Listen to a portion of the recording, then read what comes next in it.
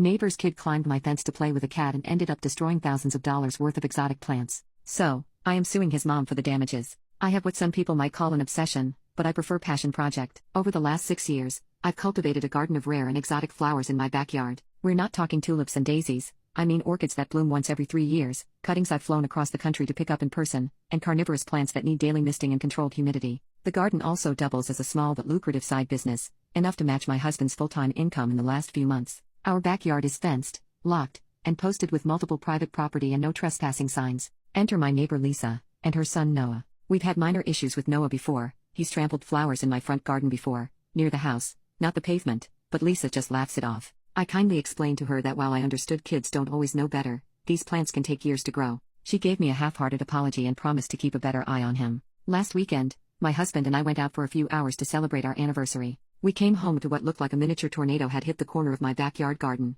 Several of my rare orchids had been snapped at the stem. 2 pots were shattered. I stood there and cried. Not just because of the damage, but because it felt violating. Like someone had trampled a piece of my soul. Our house camera security footage showed Noah climbing the lock gate with a backpack on, chasing what looked like our neighbor's cat. He stomped through the beds like it was a jungle gym. At some point the cat disappeared, but he stayed and caused more damage before wandering out again. When I confronted Lisa, she was weirdly casual about it. Her actual words were, "He said he was just playing with the cat." I lost it. I told her this wasn't a playground, and she was going to be hearing from my lawyer. Now I'm suing for damages, $8,900, which includes the loss of current plant inventory, repair costs to the irrigation system, he stepped on one of the buried hoses, and loss of business income for the next month while I try to salvage what I can. Lisa is furious. She's gone full drama mode to our neighborhood group chats, calling me vindictive and money hungry. She claims that boys will be boys and I should have had a better lock, or maybe not put such expensive things outside if they're so fragile. A few neighbors are siding with her, saying suing over some flowers is extreme, but I don't see it that way. This isn't just some hobby,